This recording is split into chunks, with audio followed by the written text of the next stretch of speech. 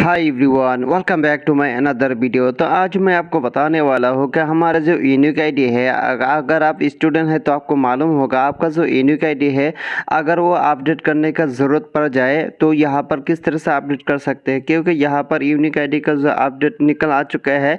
तो इसी के बारे में आज आपको बताने वाला हूँ कि हमारे जो यूनिक आईडी है वो यूनिक आईडी हम किस तरह से अपडेट कर सकते हैं। चलिए यहाँ पर ज़्यादा बात ना बढ़ाते हुए वीडियो को करते हैं शुरुआत। अगर एक रिक्वेस्ट है कि अभी तक मेरे चैनल को आपने सब्सक्राइब नहीं किया तो जल्दी से सब्सक्राइब कर लीजिए, क्योंकि इसी तरह वीडियो मैं लाता रहता हूँ। चलिए हम वीडियो को करते हैं शुरुआत। तो सबसे पहले हमें क्या करना है, हमें किसी भी एक ब्राउज़र से गूगल को ओपन कर लेना है। चलिए यहाँ पर मैं गूगल को ओपन कर लिया।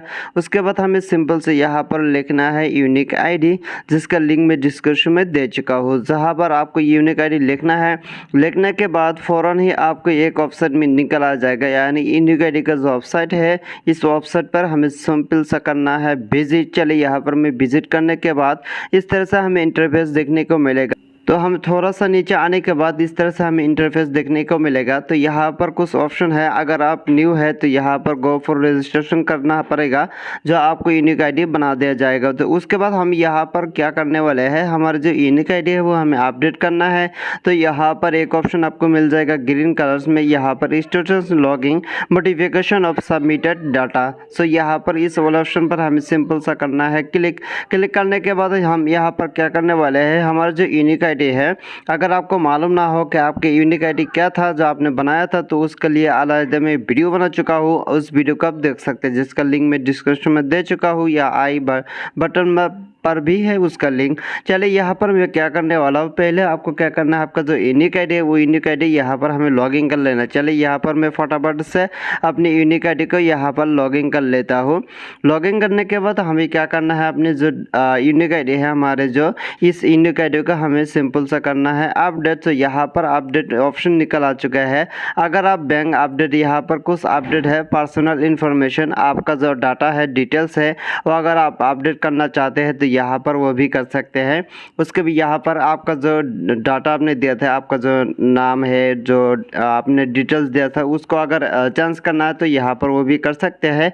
यहाँ पर 2 नंबर ऑप्शन है बैंक अकाउंट डिटेल्स, अगर आप बैंक अकाउंट आपने चेंज करना चाहते हैं तो वो भी कर सकते हैं।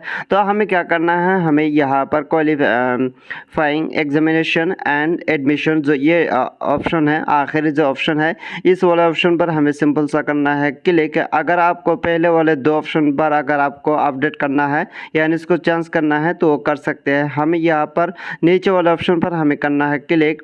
यहाँ पर हम क्या करने वाले हैं, हमारे जो यूनिक आईडी है वो हम यहाँ पर चेंज करने वाले हैं, यानी उसका अपडेट करने वाले हैं। यही ऑप्शन आपको दिया जाएगा। चलिए यहाँ पर आप देख रहे हैं सेकिंग एडमिशन फॉर, अगर आप हाई सेकेंडरी से आप सेमेस्टर में आ चुके हैं तो वहाँ पर आपको यहाँ पर वो चेंज भी कर सकते हैं। अगर आप पहले हाई सेकेंडरी में थे या यूजी में थे या पीजी में जाना चाहते हैं, यहाँ पर आपका जो सेमेस्टर है वो आपको यहाँ से सिलेक्ट करना है, आप कौन सेमेस्टर में जाना चाहते हैं। अगर आप हाई सेकेंडरी से यूजी में यानी अंडर ग्रेजुएट में आ चुके हैं तो आपको ये सिलेक्ट करना है। अगर आप यूजी से पीजी में जाना चाहते हैं तो यहाँ पर वो भी सिलेक्ट कर सकते हैं। जो आपका जो जिस सेमेस्टर में है वो आपको यहाँ पर सिंपल सा करना है सेलेक्ट। यहाँ पर मैं यूजी पर हूँ, यहाँ पर यही मैं देने वाला हूँ। उसके बाद हमें यहाँ पर देख रहे कैसे कि एडमिशन ईयर सेमेस्टर, आपका जो ईयर है वो आपको यहाँ से आपको यहाँ पर सेलेक्ट करना है, यानी आप किस सेमेस्टर में आपको एडमिशन करना है तो यहाँ पर वो आप सिलेक्ट कर सकते हैं।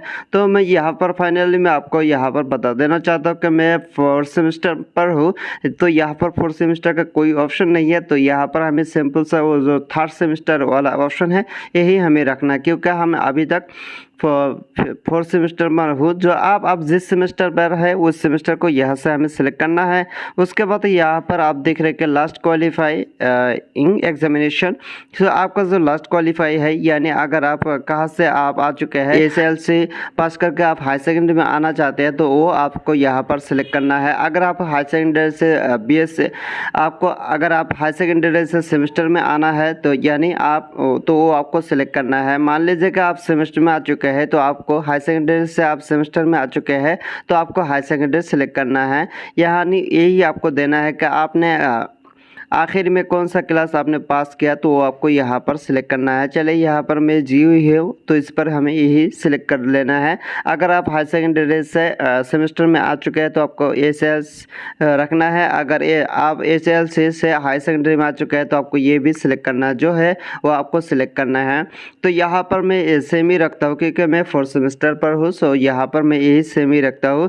उसके बाद आपका जो रजिस्ट्रेशन नंबर है वो आपको यहाँ पर देना है। तो यहाँ पर एक ध्यान देने के बाद है, अगर आप हाई सेकेंडरी पर है तो आपका जो रजिस्ट्रेशन नंबर है वो आपका, अगर आप मान लीजिए कि आप हाई सेकेंडरी फर्स्ट ईयर पर है तो आपका जो एसएसएलसी में जो आपका रजिस्ट्रेशन नंबर है वो आपको यहाँ पर टाइप करना है। अगर मान लीजिए कि आप हाई सेकेंडरी से सेमेस्टर में आ चुके हैं तो आपका जो हाई सेकेंडरी वाले रजिस्ट्रेशन नंबर है वो वही आपको रखना है।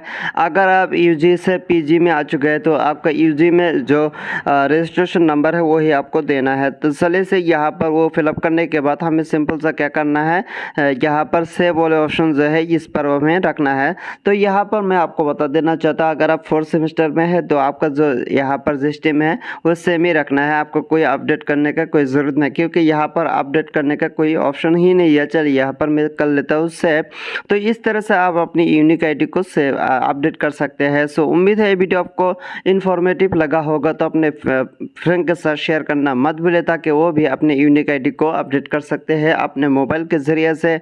आज के लिए इतना ही, जय हिंद।